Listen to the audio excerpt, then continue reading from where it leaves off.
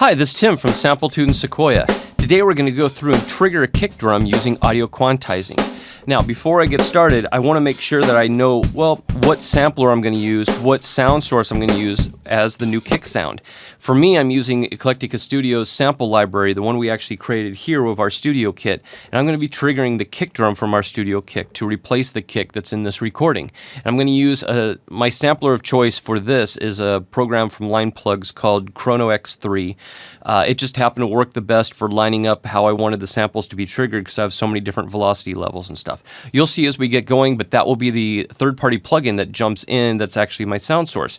Now, obviously, if you have any drum program that has sounds that you can trigger by MIDI, you can use it. You can use a keyboard module, you can use Native Instruments Complete, any of the different samplers that are out there or sound sources that are out there.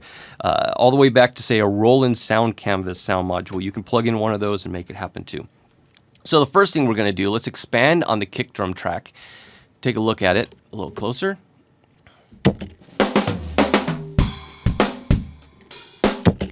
Okay, so now the first thing I'm going to do is I'm going to trigger it with the audio quantizing audio markers. Hit my hotkey for that. It'll go through and calculate all of it. And you'll see audio quantize marks at all of the different kick drum markings. As we zoom in, you can actually see it's triggering the kick drums, represented with a darker color because I have Comparisonics on. The lighter colors are the snare drums bleeding through, as well as some other stuff. So I can quickly now scroll right along through this and see if there's any missed triggers.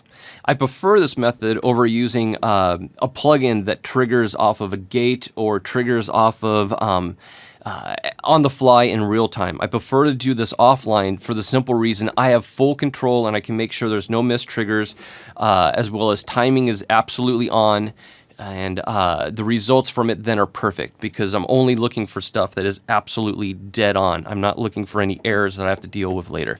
So I can scroll along until I find, for instance, right here, there's a soft kick, and I'm going to cut it. I'm going to open up the audio quantize window, which is this window right here.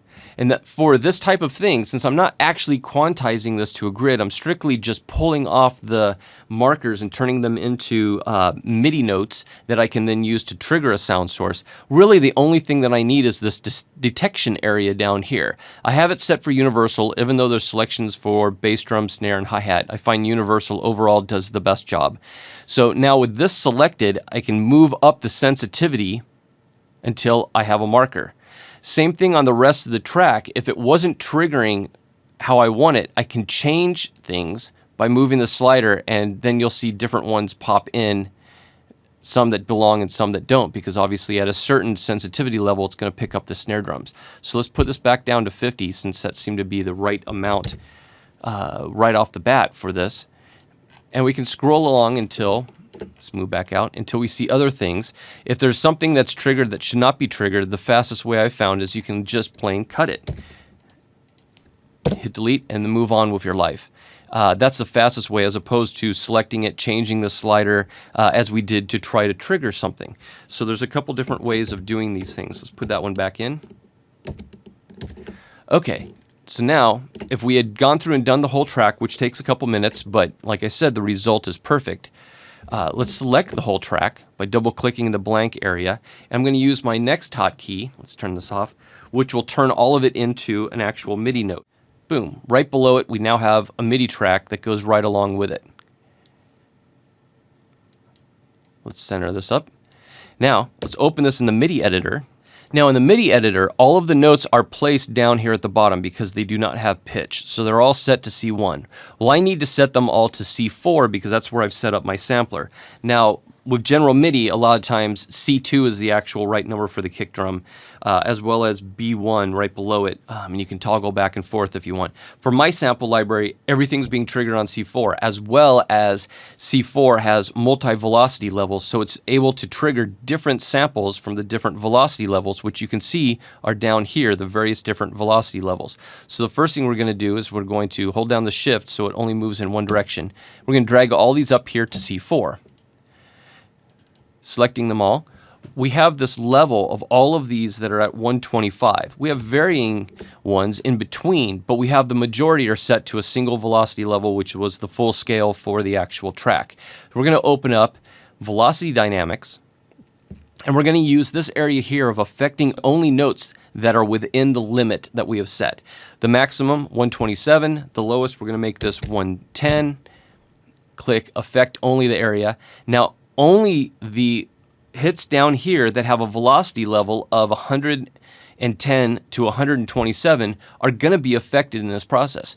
We're going to hit the set fix button, set up to 120, and all of those that were in between 110 and 127 velocity level are now all set to 120. I did this so now I can randomize these. I'm going to set the randomize to being 7. Which means that from 120, it's going to go up 7 or down 7, completely random. Now, using my sample library, it actually has different samples that are being played for the different velocity levels in that range, as well as I have some that are below that too. So let me hit randomize, and you'll see that we have a very random scope to it. Hit close. We're going to close out of this window. Now that our MIDI track is made, we're going to hit solo. So we're just listening to it. So open up our track editor window, and I'm going to choose my sampler where I have my sounds.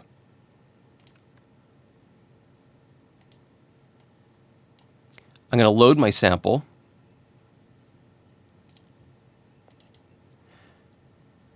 Close it in. Now as I hit play, we have the actual sample trigger with the various different levels. So it sounds like a foot is actually hitting it at different strengths. Let's mute the original one, unsolo the one we're working on.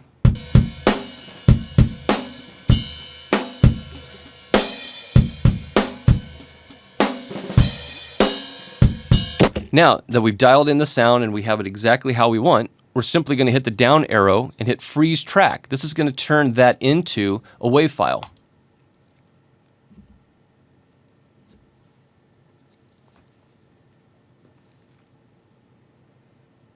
Great. Now we're going to color it because I absolutely can't stand purple looking files on my screen. I'm going to turn off this track for being a MIDI track, and because I'm committed to this, I'm never going to go back and unfreeze it. If you're going to unfreeze it, leave everything alone and your sampler is still loaded. In my case, I already know this is exactly what I want and we're done. So I'm going to turn off the actual sampler. Let's close the actual MIDI editor.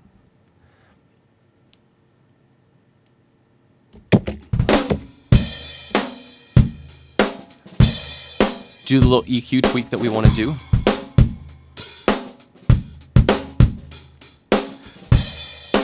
And that's it.